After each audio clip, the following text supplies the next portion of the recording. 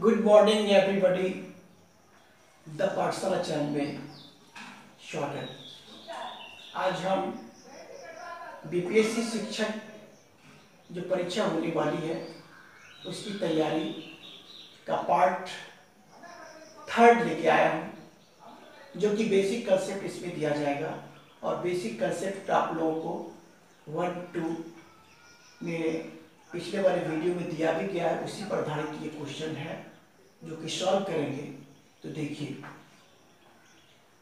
Question number 1 है।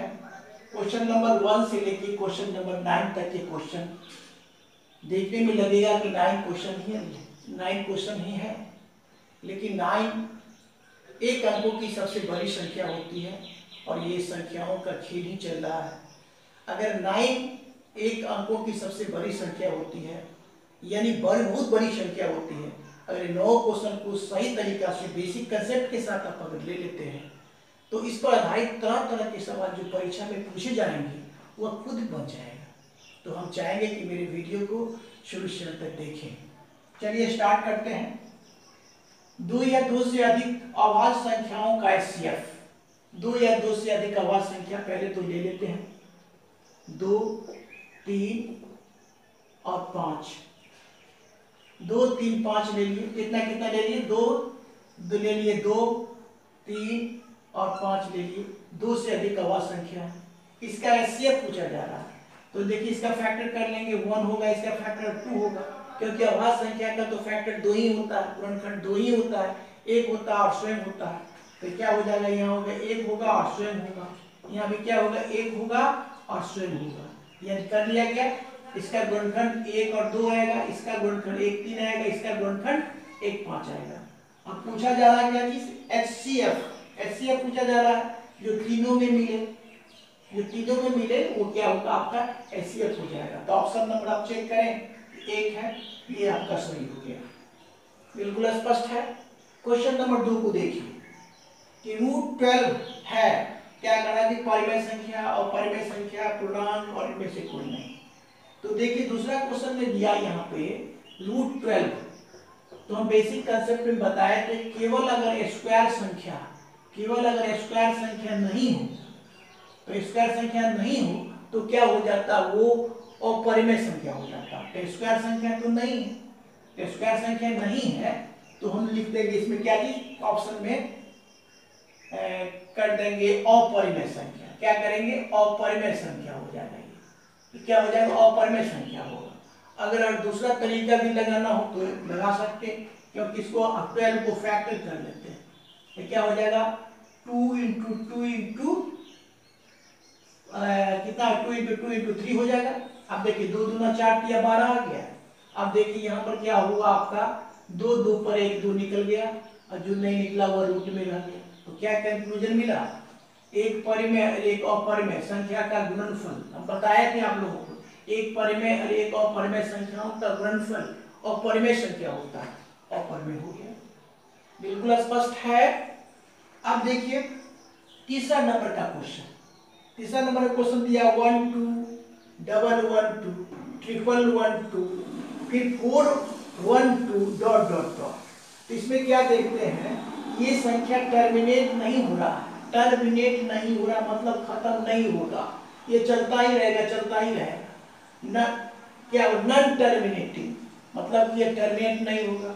और repeating की बात करते हैं तो रिपीटिंग भी नहीं हो रहा है। तो जो संख्या न टर्मिनेट हो न रिपीटिंग हो, यानी नॉन टर्मिनेटिंग और नॉन रिपीटिंग होगा, तो वो क्या हो जाएगा? आपका अपरिमेय संख्या। ठीक है, अपरिमेय संख्या। संख्याओं का खेल है ये। देखते हैं, अपरिमेय संख्या न रुकेगा, रुकने वाला संख्या है, न खत्म होने वाला संख्या है, न रिपीट होने वाला संख्या है। तो ये क्या हो जाएगा? अपरिमेय संख्या। अब देखिए फिर आगे निम्नलिखित में कौन सा अभाज्य संख्या है? अभाज्य संख्या में देखिए, अभाज्य संख्या में क्वेश्चन नंबर आप 4 को देखिए। 4 को देखिए, इसमें पूछा जा रहा है कि निम्नलिखित में से कौन अभाज्य संख्या है? 8 है, 9 है, 15 है, 11 है।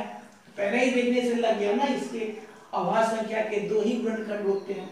जो कि 11 में देखते हैं, 11 में देखते हैं, 1 से भी भाग लगेगा और 11 से भाग लगेगा तो इसका कोई से भाग लगेगा ही नहीं। तो ये ऑप्शन आपका सही हो गया। फिर देखिए निम्नलिखित में से कौन परमेय संख्या है? परमेय संख्या को देखिए √3 अपरमेय संख्या हो गया, क्योंकि उसके भीतर क्या प्राइम नंबर है, अभाज्य संख्या है। ये देखिए √2 तो कैंसिल हो गया, 2 आया तो 2 पूर्णांक हो गया, तो पूर्णांक को क्या कहते हैं? परमेय संख्या कहते हैं ना। इसमें परमेय संख्या पूछा जा रहा था, परमेय संख्या हो गया। वैसे भी जान लीजिए कि ये रूट के भीतर अगर कोई स्क्वायर संख्या नहीं होगा तो परमेय। यहाँ पे देखिए एक परमेय एक अपरमेय संख्या का योगफल अपरमेय होता है, और ये में स्क्वायर संख्या नहीं है तो ये भी अपरमेय हो गया। खोजना हमको क्या थी? परिमेय। √2 काट लिए, 2 मिला, 2 क्या पूर्णांक है, पूर्णांक क्या होता है? सभी पूर्णांक परमेय संख्या होता है, तो ये आपका सही हो गया। फिर देखिए यहाँ पर संख्या 2.01202 ये टर्मिनेट कर गया, संख्या खत्म हो गया, तो इसको हम p/q के रूप में लिख सकते हैं।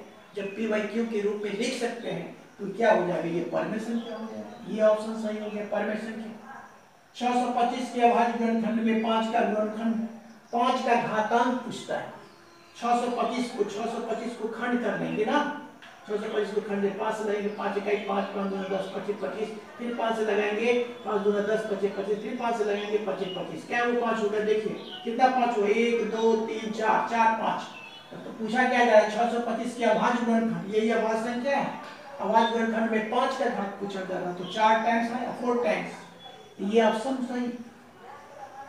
दो संख्याओं के बीच कितनी परमेय संख्याएं हो सकती है? अनंत। ये सब हर कोई जानते हैं। यानी दो संख्याओं का, अब देखिए यहाँ पर ये क्वेश्चन को देखिए, ऐसा क्वेश्चन फिर पूछ ले। अब देखिए कि यदि दो संख्याओं का HCF 25 और LCM 50 हो तो संख्याओं का गुणनफल, यानी संख्याओं का A गुने B पूछता है, तो संख्याओं का गुणनफल बराबर तो होता है HCF गुना LCM। यही तो फॉर्मूला होता है। इस दोनों संख्या का LCM और इस दोनों संख्या का ही LCM के गुणन के बराबर होता है। इस दोनों को गुना कर लेंगे ना, कितना हो जाएगा? 25 5 125 पर 125।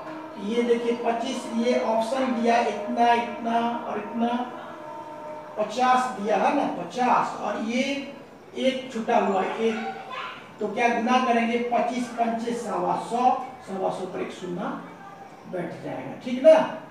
तो ये हो जाएगा आपका, ये ऑप्शन सही हो जाएगा। इस प्रकार से 9 क्वेश्चन को सॉल्व किया गया। हम एक क्वेश्चन आप लोगों को देते हैं और कमेंट्स में लिखेंगे, लिख के बताएंगे क्या इसका आंसर होगा।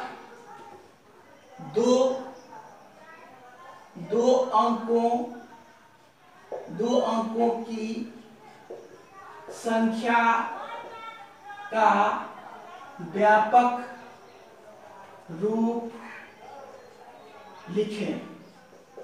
ये हम चाहेंगे अपने स्टूडेंट से कि 2 अंकों की संख्या का व्यापक रूप लिखें, कमेंट में लिखेंगे।